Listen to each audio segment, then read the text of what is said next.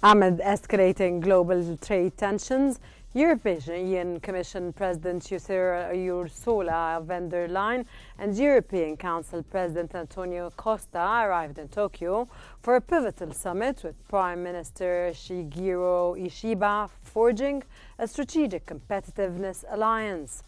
As EU leaders pivot toward China amidst Trump's latest tariff deal and China's uncertain outlook, the focus sharpens on rare earth cooperation, energy security, and the recalibrated global partnership. This high-stakes diplomacy underscores a shifting world order, with Japan emerging as a linchpin of Western economic and geopolitical strategy. I'm Rana Khassas and welcome to Think Tank.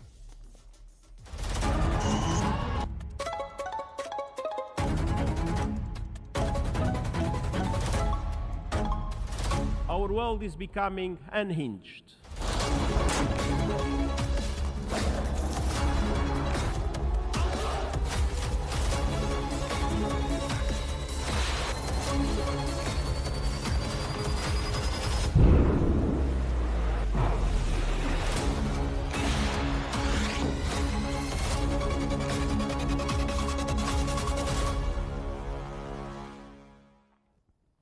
The Straits Times has reported that amid global trade turbulence, European Commission President Ursula von der Leyen announced a straightened EU-Japan partnership to combat unfair trade practices and economic coercion. Following the summit with Prime Minister Shigeru Ishiba, both sides committed to enhancing economic security cooperation. As the EU navigates challenging trade negotiations with Washington and prepares for potentially difficult talks with Beijing, von der Leyen emphasized the importance of global competitiveness that benefits all nations. This strategic alignment underscores a pivotal shift in international economic diplomacy. The partnership signals a recalibration of global trade alliances, positioning the EU and Japan as key players in promoting fair trade practices amidst rising protectionism and geopolitical tensions.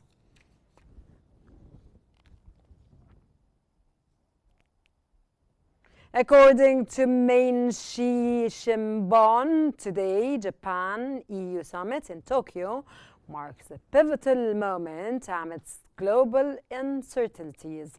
Leaders forged a Japan-EU competitive alliance, solidifying their commitment to economic security and industrial strength. This strategic alignment aims to fortify supply chains and champion free trade, crucial steps in navigating a complex international landscape. The agreement extends to bolstering defense cooperation, including discussion on a defense industry dialogue and an accord for sharing classified security information. This reflects shares concerns over China's expanding influence and the broader security challenges in the Indo-Pacific and Europe, demonstrating a united front against regional instabilities. Significantly, these developments unfold as the world grapples with shifting U.S. tariff policies and China's strategic control over critical minerals. Japan and the EU are clearly forging stronger alliances to safeguard their interests and promote multilateralism in an increasingly fragmented global economy.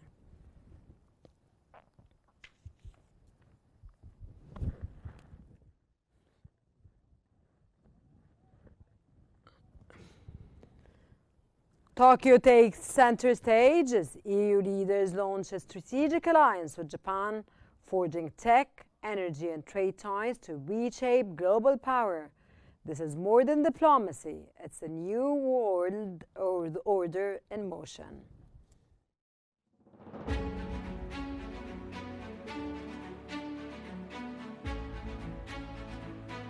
Today, in the heart of Tokyo, a quiet revolution in global power is being signed, not with ink, but with strategy.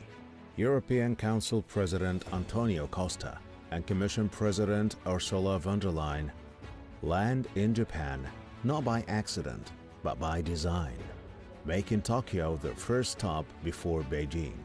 A message in motion. Europe is choosing partners, not just powers. Why Japan now? Because rare earths, critical for AI, defense, and electric vehicles, are the new oil. The EU and Japan are finalizing a joint procurement pact to secure supply chains, breaking dependence on China, which controls over 80% of global processing. This is not just trade, it's technological sovereignty. And energy, a seismic shift. The EU has lifted sanctions on Japanese LNG carriers previously linked to Russian gas. Why? Because Japan pledged to halt all Russian energy imports, a deal that weakens Moscow war economy and reshapes global energy flows. With trade exceeding 100 billion euros, the two are streamlining customs, boosting digital trade, and eyeing a trans-Pacific free trade bloc, linking the UK, Japan, and 10 others. Diplomatically, Japan is everywhere.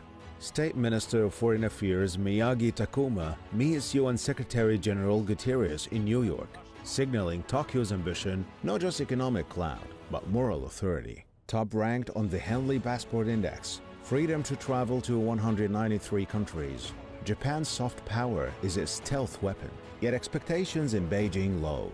While Europe hopes for market access talks, it braces for stalemate. Tokyo offers alignment, Beijing offers ambiguity. The 30th EU-Japan Summit is not just diplomacy, it's the birth certificate of a new strategic axis, one that could redefine balance in a fractured world. From Tokyo, the future is not just being imagined, it's being built. Providing more analysis about the most recent updates concerning the EU-Japan summit and its implications, joining us from Paris is Mr. Meher Nicolas Frzili, former World Bank advisor and director of the EU ASEAN Center, and Dr. Majid Boudin, international law professor. Welcome and a warm welcome to Think Tank, and it's always a pleasure to have you both with us.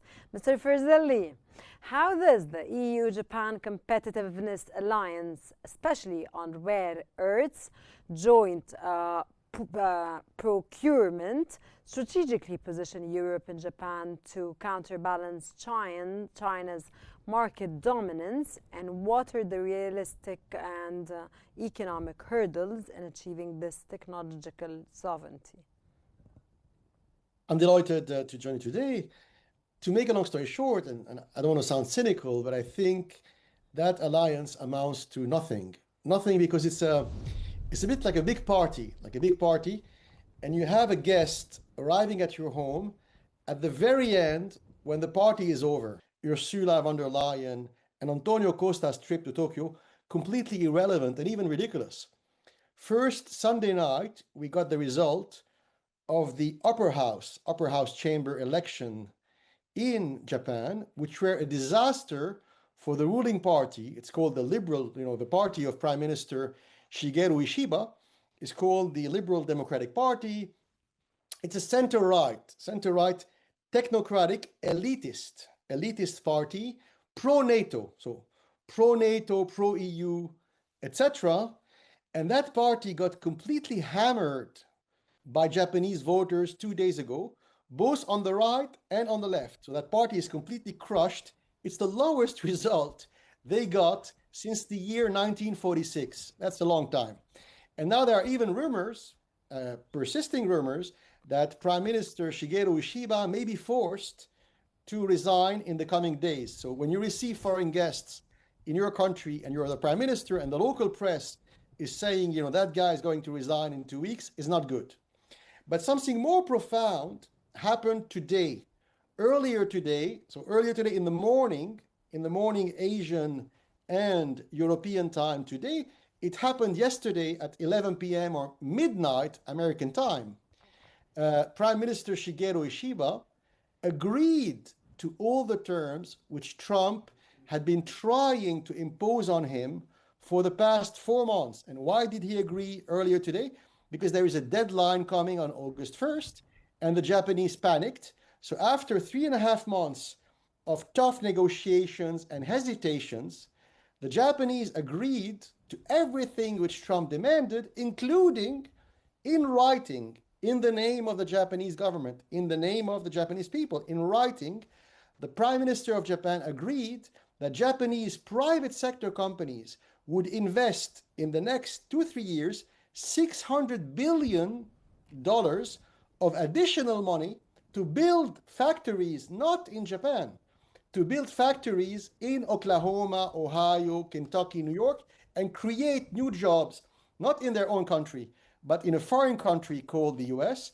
And they agreed to all that earlier today. So the poor Europeans, poor Ursula von der Leyen and poor Antonio Costa, they're arriving in Tokyo today, and there's nothing left to negotiate. I'll be back again to you, sir, to ask you more, but Dr. Boudin, how does the timing of the EU leaders choosing Tokyo over Beijing as their first summit signal a shift in European foreign economic policy, especially with reportedly low expectations for the upcoming China talks? And of course, I don't know, sir, whether you heard Mr. Ferzilli when he said, and he discussed that yesterday there was a deal between U.S. Donald Trump that already took place. Pair upon what Mr. Ferzilli said, what is your answer? Well, I mean, all these schedules are known before. And in geostrategical talks, like what's going on now, you have a chess game where the play is known and where you have to move according to what's going on the table. So the EU knew very well that the Trump administration is going into a deal with Japan. They know that they will be going in a deal with the US administration in the coming days before the 1st of August. And they know what's going on between the US and China, between the EU and China, between Japan and China. And so all this is known. So, sir, do you agree with Mr. Ferzilli? Well, what we have to say now is that this is a component of the discussion. They know what's going on, and the EU is playing a good role today, and they will have a profitable deal for both sides. Why? The Trump administration knew that the Japanese government is beaten in the elections in a high dimension, but this happens. But the government is committing. The state of Japan is not committing the party who is ruling, and whatever the parties alternates and changes. Japan is committed by the acts of its government today. So even if the government is overthrown, or we can see different prime ministers coming, succeeding to each other, the government of Japan is committing Japan. And this is what we call the continuity of the state. The continuity of Japan is taken into account by Trump. He made a deal with them, and the deal is binding on Japan. The European Union is now negotiating to have a deal with Japan. And it will Mr. Boudin, just to make things clear, Mr. Ferzilli said that a $600 billion deal was signed yesterday with the United States at 11 p.m. or the United States local time, and that this is taking place now, and this is what he said, his narrative. It's nothing. You say, Mr. Boudin, from your own perspective, that this is another deal, or do I misunderstand what you're saying at this point? It's a different deal. They have a deal with Mr. Ferzilli, is this a different deal? No, because the thing is, there isn't enough money to spend, right? So it's not like the Japanese On which side companies. there isn't enough money to be paid? So But if they go yeah, ahead. so I think that Japan has a lot of capacities. Japan is not only $600 billion or 500, exactly to its $550 billion. But Japan has more capacity, financial capacity than that. Japan could make another deal, and the European Union are not asking the same thing than Trump. Trump is asking to have investment in its own lands, in its own factories. Japan has accepted to do that, to obtain the 15% tax on the vehicles, which is the most important export vector for the Japanese economy. So this is a deal, and the Trump has succeeded to obtain this deal. Fine, it's a fact today.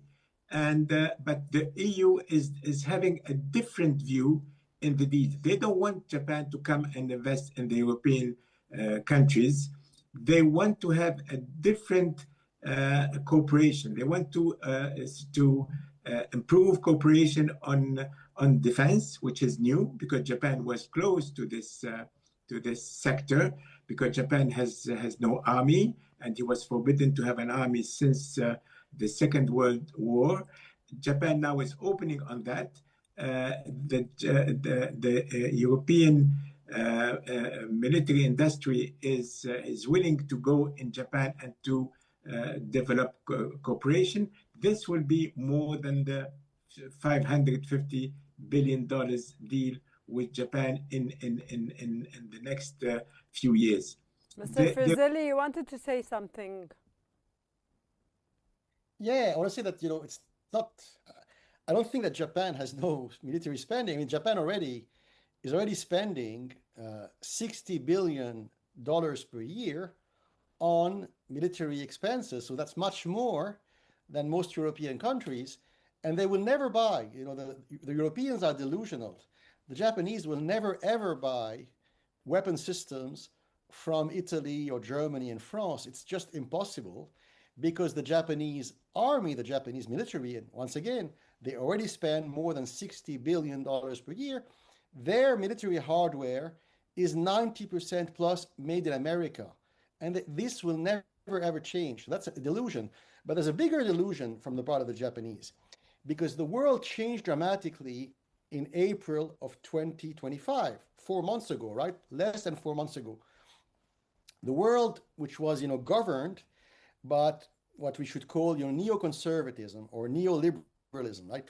From the fall, from the fall of the Berlin Wall and the illegal attack by the United States on Baghdad in the year 1990, right? So from 1990 until this year, the world was very much NATO's world. It was a neoconservative, NATO-dominated world, and it didn't matter if George Bush or Dick Cheney or Hillary Clinton or Joe Biden was in power, because the policies of Hillary Clinton, George Bush, Dick Cheney were the same. And even Trump, in his first presidency 8 years ago, even Trump was unable to rejig and transform America's national, domestic, and foreign policies, because the Republican Party 8 years ago, was hostile to Trump. Today, it's a completely different world. The world changed. We entered a new era dominated by a gigantic race, the Chinese-American new great game. And that is what defined the world's economy, the world's strategy, the world's whatever. And that world is... Why did we suddenly enter into this Chinese-American game, sir? Why? Since U.S. President Donald Trump took office and this game started. Yes. Why? Because the ideology in which Antonio Costa, Ursula von der Leyen, Emmanuel Macron, and Shigeru Ishiba believe in was already dying slowly. So that ideology called, globalization, neoconservatism, was already weak and dying. And so what Trump did 3-4 months ago, he gave it, the final stab in the back to kill it. And so now the world is governed by a completely different kind of thinking called neoliberalism. And that is the dominant ideology, not only in Washington, D.C., but also in Beijing, also in Delhi, also in Riyadh. So most superpowers today, they have adopted neorealism. What does it mean? To make a long story short, geoeconomics or geopolitics, it's based on a set of principles which date back to the Middle Ages, right? Raw power politics, military partnerships, wars, including trade wars, and treason, treason and abrupt change of alliances. These are the rules of the game now, the neo-realist rule. And the problem is that Europe doesn't want to understand that. People like Emmanuel Macron, Antonio Costa, Ursula von der Leyen, why are they becoming irrelevant and ridiculous? They are the only one left who are clinging desperately to the old ways. And the old ways don't work. Why? I'll give you an example. They're going to Beijing after Tokyo.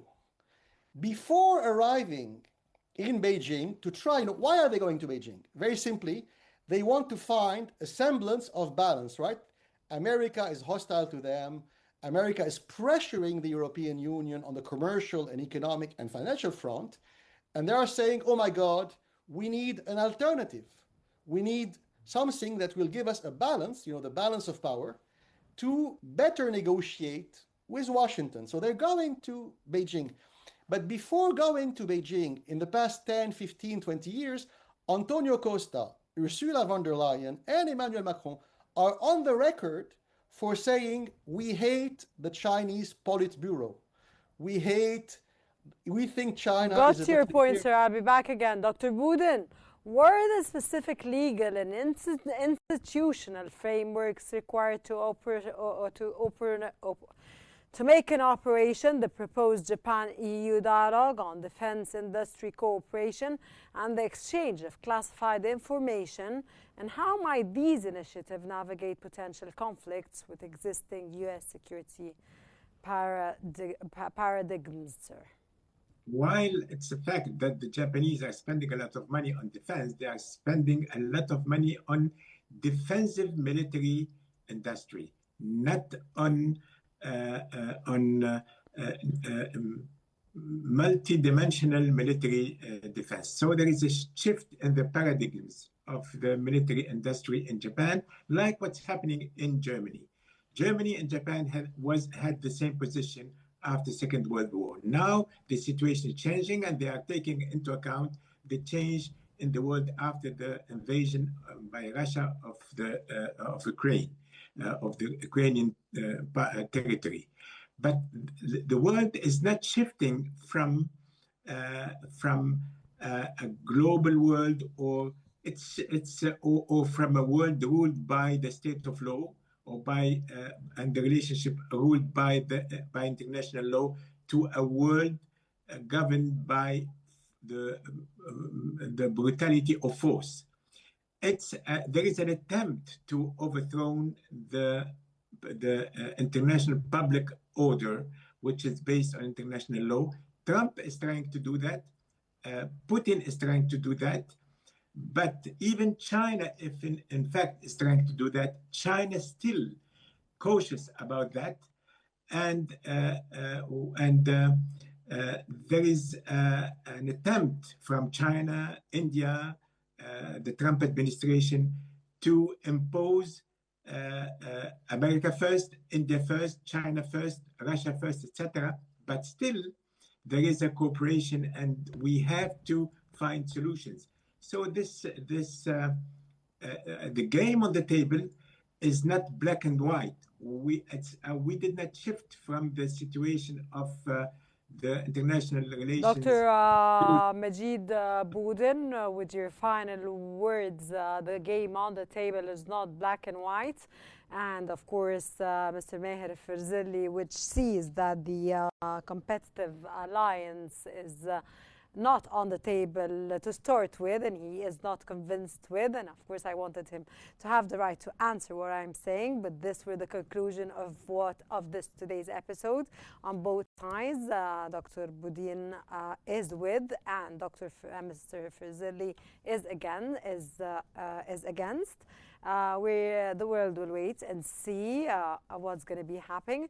Thank you very much both for being with us in today's episode. Thank you very much both for your insights, valuable knowledge, and of course your influential addition to today's episode.